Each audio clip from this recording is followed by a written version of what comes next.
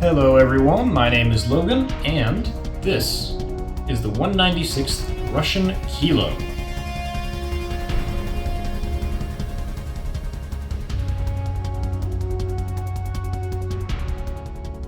I was very fortunate that we found this while at Subfest. I believe a young man named Robert was selling it. This was a project that he and his father worked on, and you can tell it had a bit of an amateurish touch to it, but he actually did a pretty dang good job at making everything look not bad. I've been working on it for a decent little while now. Going to be honest, it's not going to be a perfect boat. It's not like a plug and play, and it's not a drop in the water, and it handles pretty well. It doesn't turn the absolute best, but it can dive so beautifully. It has, through a decent bit of trimming, an incredibly nice and stable center. At least once you fill up a little bit, when you first put it in the water, it'll lift the side slightly because of just how much flotation foam I actually have right across the center line. But a couple drops in the tank instantly sets itself back up. This, as kind of my first project, has a couple just simple features going from the back to the front of the cylinder. 1500 LiPo, connected via a magnetic mission switch. Moving over, it's using an air pump system. The hose connected here, which connects to the bottom of this antenna, or periscope.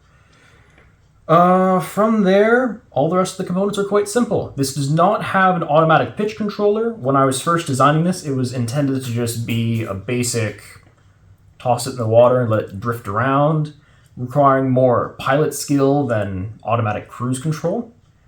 So, no 82. However, it does have a UBEC, it does have nice speed controller. Had to swap it out a few times, however, once that was done, everything handled quite well. Of course, the whole thing is powered by a VEX radio. But it's a very simple boat. Good way to get into the hobby. As stated earlier, we do have a little bit of the foam along the sides. Good news is, once you get everything up and running, it handles itself quite well. You've got your stabilization pin here, which corresponds to a hole right in the center of the ballast tank, and Velcro straps for hold down. This uses a more simplistic linkage connection system. Instead of using magnetic click-ons or anything like that, it just uses set screws, straight rod. I left that as is so that you can always retrim it in the event that you want something, or you want the boat to handle a little bit differently. So if you want to pin the rudder or anything in a slightly different position, you can feel free to account for any issues. Boat is held together with a basic pin system.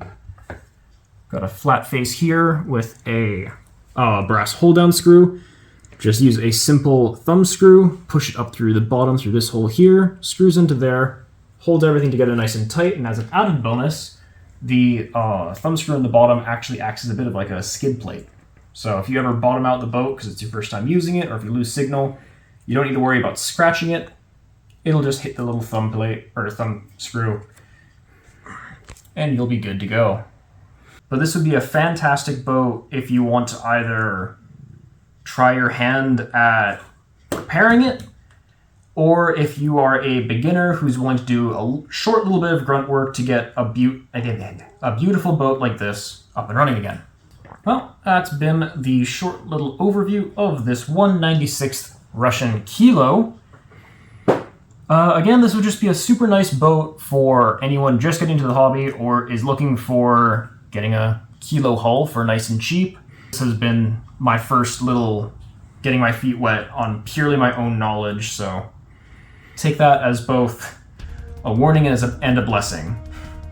This is going to be going out for about $9.99, so nice and cheap for an almost fully functioning RC sub.